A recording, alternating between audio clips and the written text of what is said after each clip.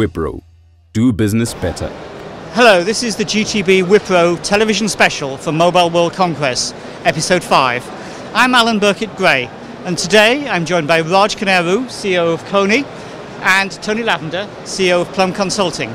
We're going to discuss enterprise mobility.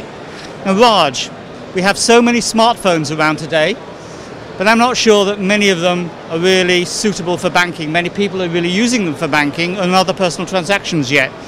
Is that because the systems really aren't ready? No, I think the systems are ready, whether it's a smartphone or even a feature phone.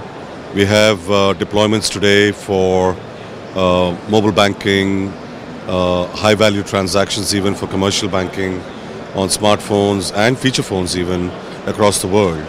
Now you have banking solutions on both types of phones in every major region. We have them in North America, obviously, Europe, Middle East, Asia Pac, and even South America, where there's a large population of feature phones. So I think the market is ready for it, not just for banking solutions, but overall, the devices are proving to be instruments of content consumption as well as transactions. So you find a variety of industries now targeting these devices to what we call empowering everywhere, which is enabling people to consume content and transact wherever they are. So it's become a real-time world, increasingly with the advent of smartphones. But now it's not just smartphones, it's also tablets.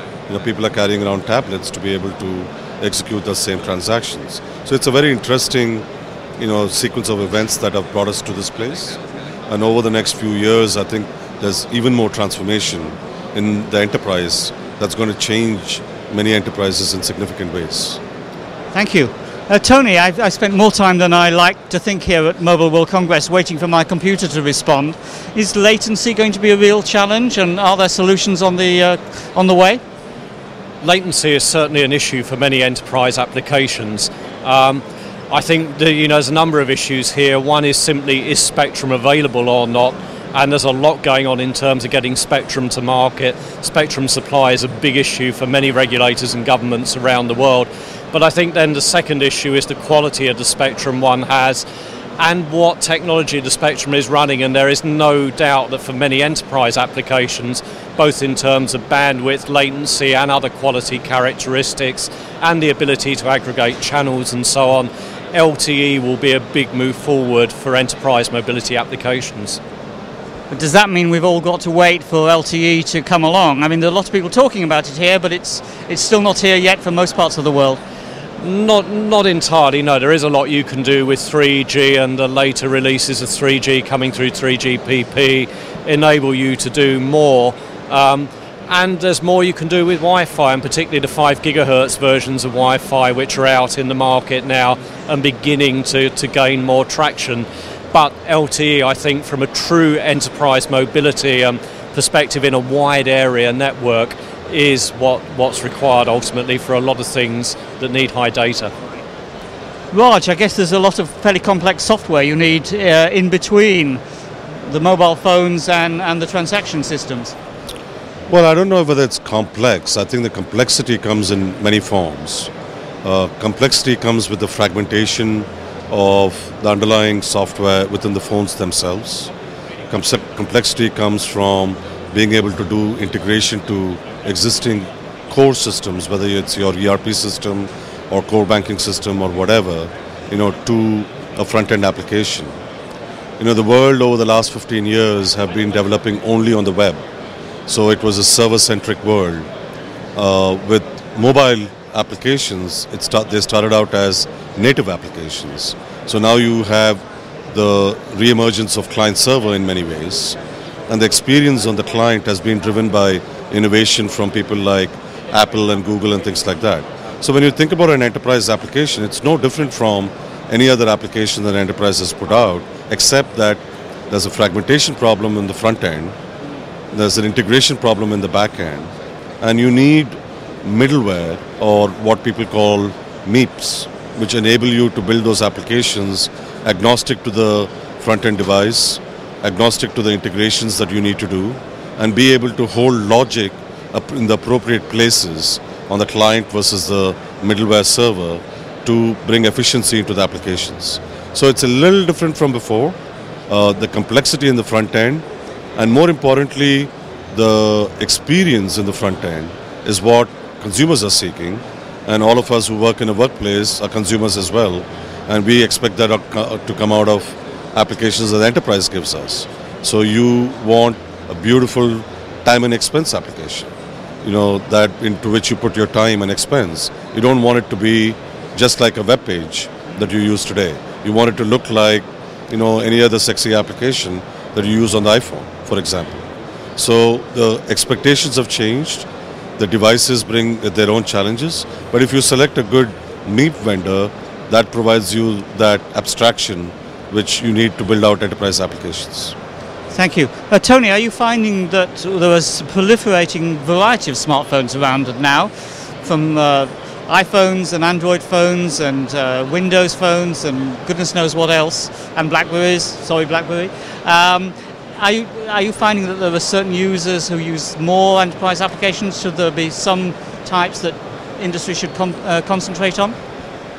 I think, coming back to the point that Raj just made about abstraction, I think that's the thing which is really important in all of this, abstracting the applications layer from the communication layer. Clearly there's still an issue about interfacing with operating systems, but the cleaner that process is, I think the more flexibility one gets with working with different device platforms.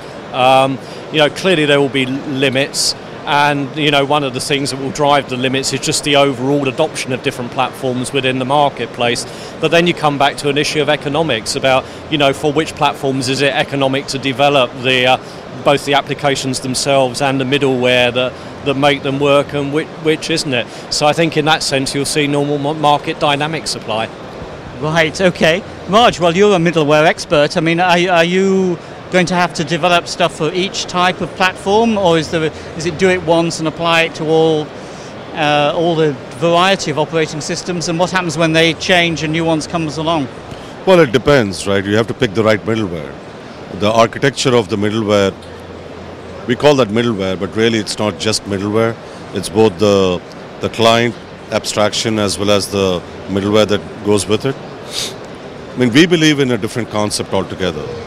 I think mobile is interesting, that you want to put out applications on your phones and your tablets, but we also believe your web applications are going to change.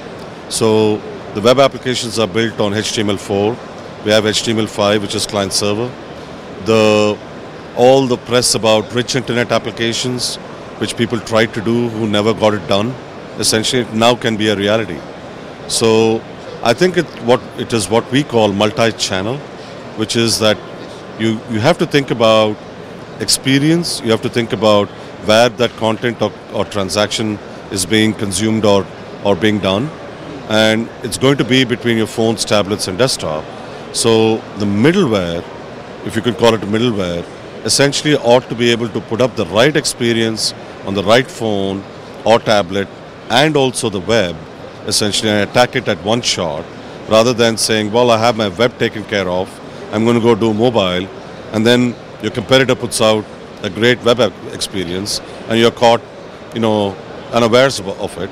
Or the next great gadget could be the next Apple TV, where you can run applications on your TV, or you can run applications on the dashboard of your car or on your watch, and then you're caught unawares, to now have another effort.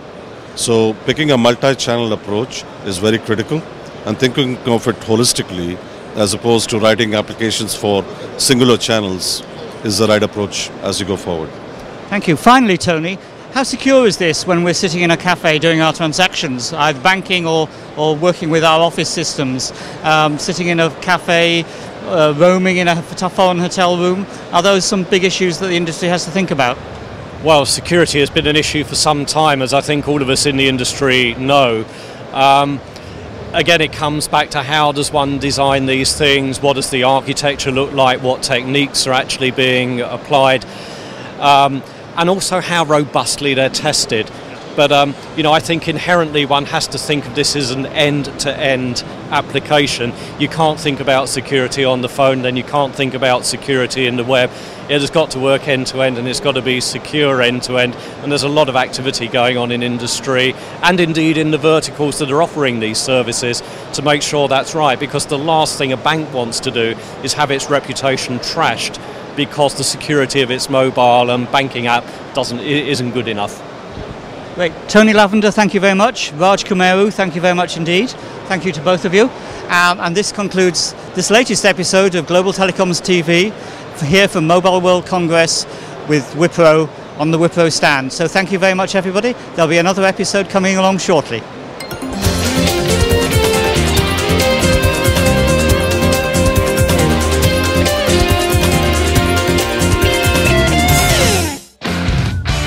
Wipro. Do business better.